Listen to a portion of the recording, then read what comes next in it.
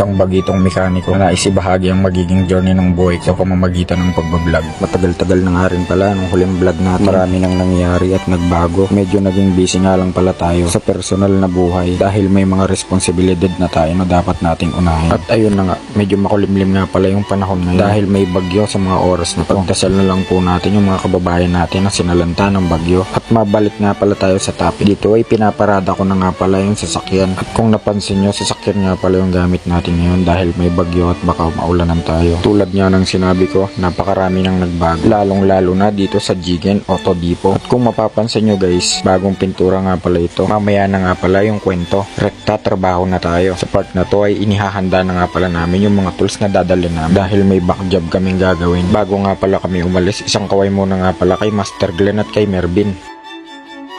At ayun na nga, sa part nga pala na to ay humingi kami ng panggas kay Mamay. At si Boss Jeff nga pala yung kasama kong pupunta at magre-rescue. Sa part na to ay pupunta nga pala kami sa bahay ng pagre-rescuehan namin at gamit namin itong kolong-kolong. Sa mga hindi pa nga pala nakakakilala kay Boss Jeff, siya nga pala yung technician na dating naka-duty sa Cantaba na na-rotate dito sa Arayat. At si Boss Art naman ang naka-duty ngayon doon. At mabalik nga pala tayo sa topic. Ito nga pala yung sinasabi kong sasakyan na backjob. Pinapaalala ko lang sa inyo guys na hindi porket backjob ang trabaho ay mali na agad ito. Minsan may mga bagay lang talaga tayong nakakaligtaan at hindi napapansin. Ganyan talaga ang buhay ng isang mekaniko. Yung washer nga lang pala sa drain plug ang problema ng sasakyan na to. Hindi nga lang pala lapat yung washer sa drain plug kaya nag-cause ng pagtulo ng langis. At sa part nga pala na to ay agad naming dinala sa shop yung sasakyan para maiayos at mailapat ng mabuti yung kanyang drain plug. Lost thread na nga pala yung dating drain plug ng sasakyan na ito. Kaya ipinamachine shop namin at ni-retread yung kanyang oil pan. Dahil na-retread na yung kanyang drain plug, asahan na rin natin na mag-oversize tayo ng drain bolt. Mabalik nga pala tayo sa washer ng drain plug. Bakal nga pala na washer yung inilagay dito.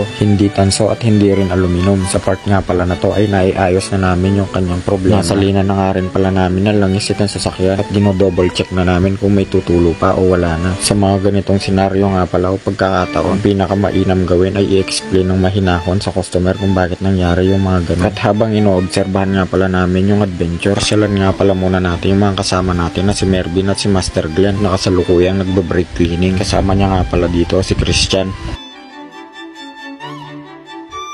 At mabalik nga pala tayo sa adventure na backjob. Sa part na to ay naihatid na nga pala namin yung sasakyan. Tulad nga ng sinabi ko guys, sa mga ganitong pagkakataon o senaryo, ang pinakamainam gawin ay kausapin ng mahinahon ng customer at ipaliwanag ng mabuti kung bakit nangyari yung mga ganon dahil hindi lahat ng customer ay maalam sa mga ganitong bagay. At sa part nga pala na to ay pabalik na kami sa shop.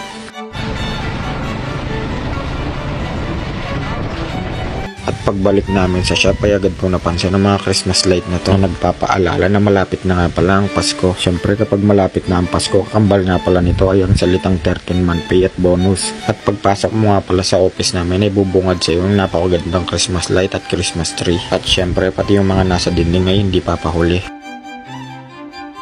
Maya-maya nga pala ay may mga estudyanteng dumating. Kakandak lang daw sila ng konting interview about sa automotive. Automotive student nga pala yung mga batang to. Sa Dabsu main campus nga pala sila nag-aaral sa Bacolor, Pampanga. Kung hindi ako nagkakamali, mga second year students pa lang sila. Speaking of interview, sa part na to ay in-explain na nga pala ni Master Glenn kung paano yung flow ng trabaho dito sa shop. Kung ano yung mga dapat gawin at hindi dapat gawin. Mga protocols, safety checks at iba pa. At natanong nga pala ng isang estudyante kung ano daw yung pinakamahirap na trabaho. Kung ako naman yung tatanungin, ang pinakamahirap na trabaho bilang isang mekaniko ay ang pagto-troubleshooting. Mapa-mechanical man ito, electrical at iba pa. Unlike sa mga basic problem na alam mo na agad yung gagawin kasi alam mo na agad yung sira. At pagkatapos nga pala ng interview, nag-request nga pala ang mga estudyanteng to na magpapapicture daw sila.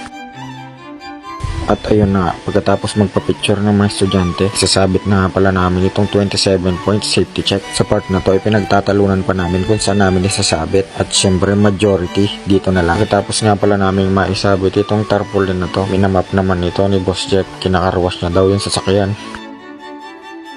At maya-maya nga pala may customer na dumating. Hyundai Accent yung kanyang sasakyan. Change oil lang yung trabaho sa sasakyan na to kaya napakadali lang. At ayun na nga, pagkatapos namin ma-change oil itong sasakyan na to ay agad na rin itong umalis. Kali hanggang dito na lang siguro guys. See you next vlog.